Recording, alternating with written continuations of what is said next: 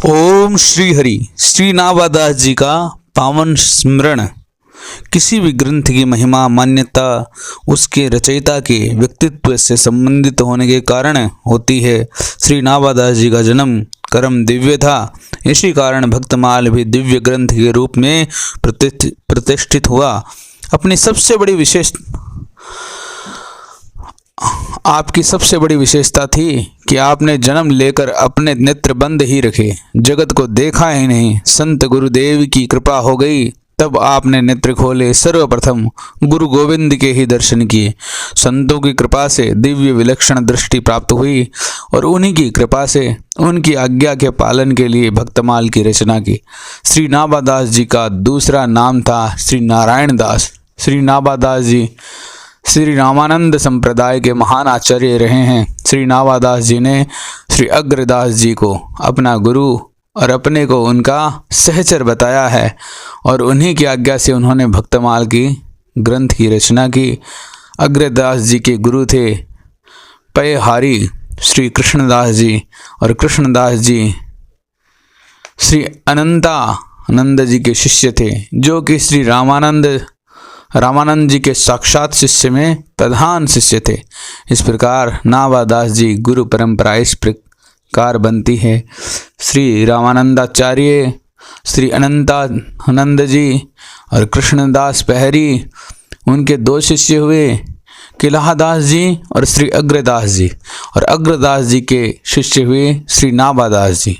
श्री नावादास जी ने अपनी जीवनी के विषय में भक्तमाल में कोई उल्लेख नहीं किया, तथापि श्री प्रियादास जी ने भक्तमाल की टीका भक्ति संबोधिनी की कविता संख्या 12 और 13 में श्री नावादास जी की प्रारंभिक अवस्था वर्णन किया है। तदनुसार उनका जन्म प्रसिद्ध हनुमान वंश में हुआ था। वे जन्मांध थे, जन्म से ही अंधे थे। दुर्भिक्ष अकाल के समय में उनके माता पिता उन्हें जंगल में छोड़ गए थे।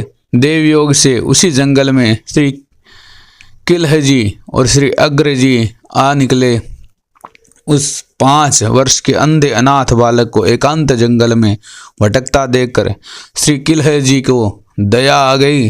उन्होंने अपने कमंडल से थोड़ा सा जल लेकर बालक की आंखों पर छींटा दिया तो उसमें ज्योति आ गई और बालक को दिखाई पड़ने लगा और कृतज्ञतावश उनकी आंखों से आंसू निकलने लगे। नावाजी दोनों महात्माओं के पैरों में गिर पड़े। बालक की प्रतिभा तथा विनय से वे दोनों महानुभव बड़े प्रभावित हुए और उसे गलता जयपुर ले आए। गलता जी जो आज जयपुर में है, वहाँ उन्हें ले आए। किलह जी की अनुमति से ही श्री अग्रदास जी ने उन्हें मंत्रोपदेश दिया। जब यह बालक बहुत कुछ थोड़ा बड़ा हुआ तो इसे स्थान की सेवा टहल करने में लगा दिया गया। श्री नावादास जी की प्रारंभ से ही संत सेवा और संतों से प्राप्त प्रसाद के ग्रहण करने में विशेष रुचि थी। उसी के प्रभाव से उनकी बुद्धि दिव्य हो गई। उन्हें भक्ति का आस्वादन मिल गया और उनका अंतकरण प्रभु प्रेम के रंग में सराबोर हो गया।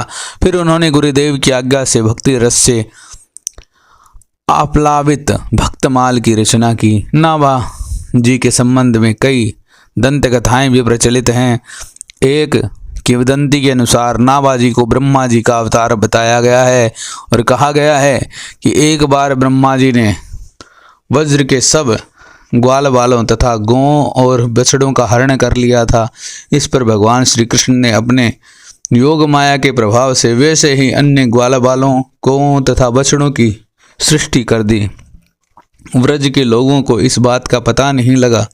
बाद में ब्रह्मा जी ने भगवान श्री कृष्ण से अपने अपराध के लिए क्षमा मांगी तो भगवान ने उन्हें इतना ही दंड दिया कि तुम कलयुग में नेत्रहीन होकर जन्म ग्रहण करोगे, किंतु तुम्हारा यह अंधापन केवल 5 वर्षों तक ही रहेगा। बाद में महात्माओं की कृपा से तुम्हें दिव्य दृष्टि प्राप्त होगी।